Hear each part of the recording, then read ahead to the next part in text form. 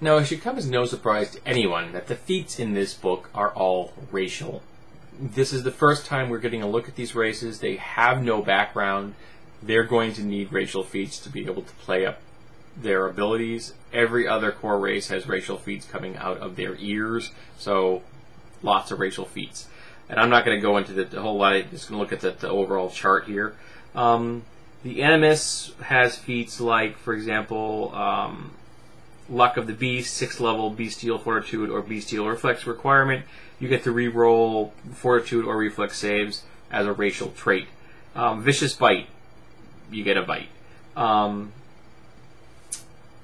Boggles, Arcane Aptitude, +1 to DC spells from a magic item that you have activated.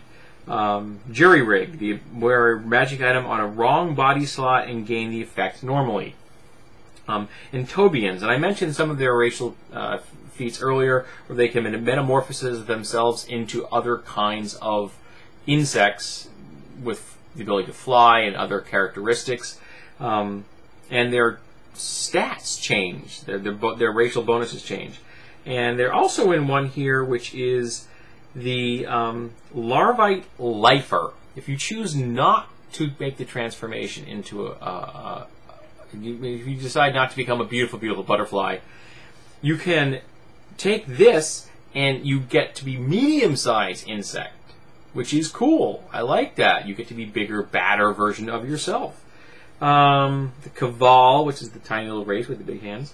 Bite Me, which makes anyone who attacks you and bites you, they eventually get poisoned and they take 1d3 strength damage, which is nasty if it's a dumb animal and it bites you more than once. See More Evil, use Detect Evil racial trait number of times per day equal to your Wisdom modifier. The Malrog, Bestial Defense, your Skin of Beast trait gives you a bonus to Reflex and Fort saves. Club and Spear, increase damage of club or spear weapons by 1 step. Again, playing up the kind of primitive club, spear using barbarian image, Neanderthal kind of thing. The Mongoggle, the frog toad race, which, for example, the Fantastic Tongue, which lets your tongue attack go out 10 feet instead of 5 feet, and you can also turn it into a whip with another feat on top of that one.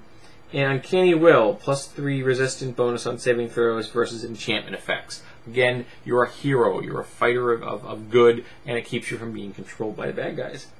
Muse, these again, all about inspiration. So, for example, extra inspiration, you can use your inspiration racial feat more often.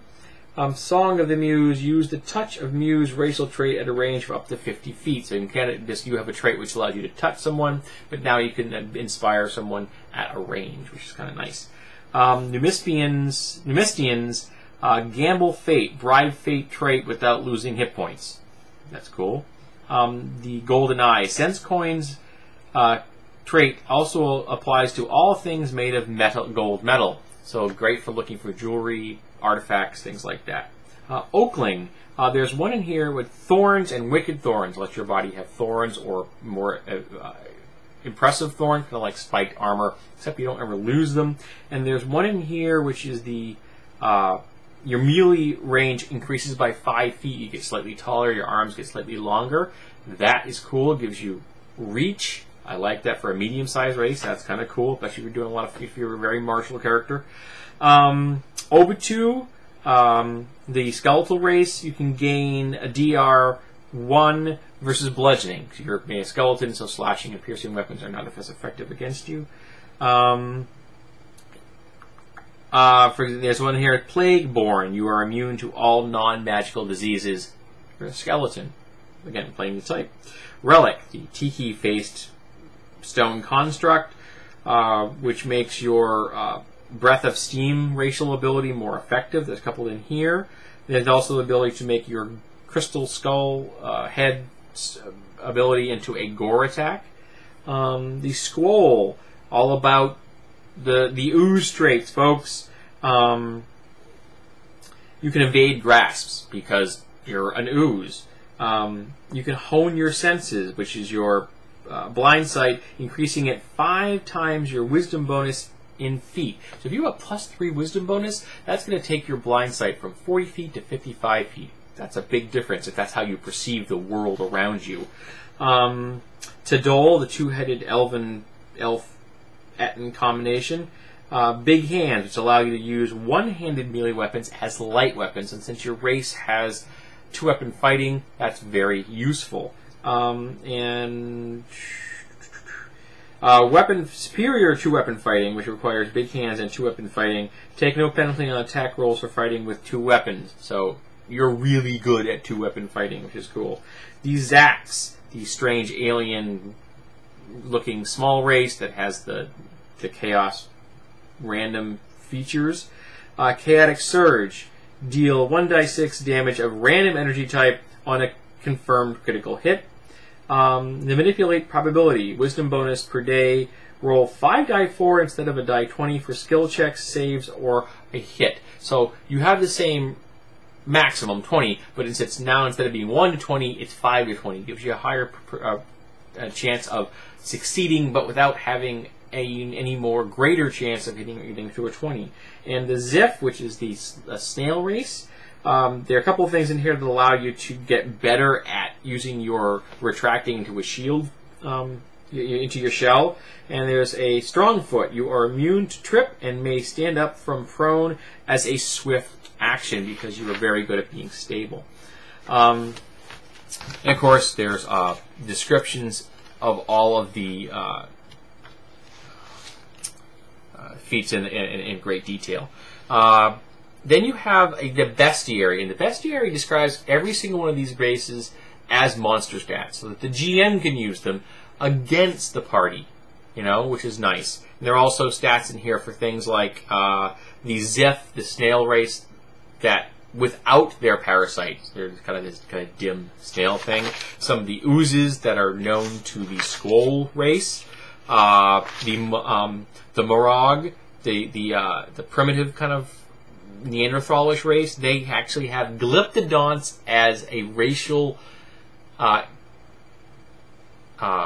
beast of burden and mount in warfare. That's just cool. Glyptodonts are moving tanks, folks.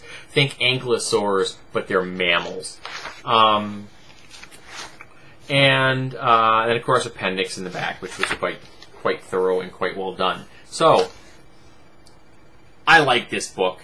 Anybody can figure it out, but I've been talking about it for 20 minutes, more than 40 minutes. So this is a good book if you want new races. Now, is it a perfect book? No. All of the prestige classes in this book are racial prestige classes. And I understand why they did this. These are brand new races. However, I've never liked racial prestige classes. I don't like the fact that you have to be born a particular race to be able to use a prestige class's abilities.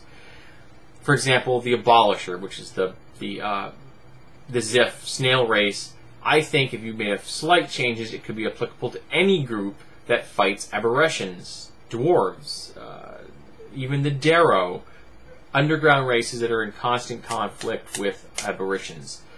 So I'm not too great on that. The fact that it's all racial feats, very useful, very important for this supplement, not so useful for other people, but that this product is not necessarily aimed at other races, but it does make those feats less utilitarian. However, you can always be inspired by these feats and use the ideas for your campaign if you want to use similar things and talk to your players, your GM. So I really recommend this book. If you're looking for some unusual races for your campaign, you can't go wrong. This is not, you're going to be springing things like this on your players. They are not going to know what happened. And it's a lot of options for the players if you want to play something that's just out of the ordinary, and I'm all for that, man. I like core races, but sometimes you don't want an elf or a halfling or a gnome. You want something that no one has ever seen at your gaming table before, and this book is going to deliver that in spades.